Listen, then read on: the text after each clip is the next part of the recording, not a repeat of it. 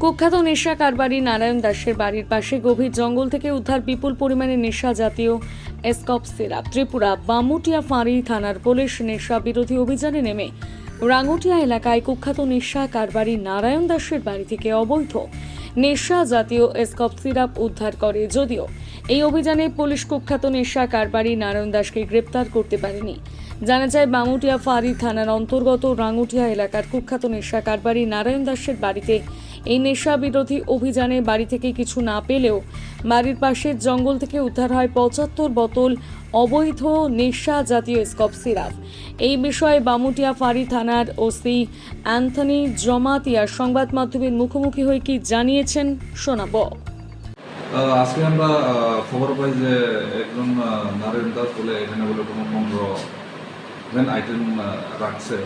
এখন আমি খবর পাই, আমরা যাই যে তাদের তো বাড়ির পেছে না।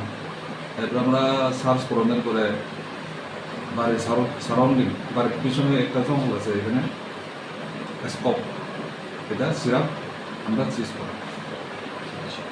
এই বিষয়ে কোনো মামলা নেওয়া হবে? তখন আমরা যদি রেফারেন্সে একটা চিজ করা হয়েছে, তখন আমরা অথরিটি লেভেল কথা কই আমরা ফলার অ্যাকশনটা নেওয়া যায়। কতটা কোয়ালিটি ছিল? টোটাল হয়েছে 75 পিস।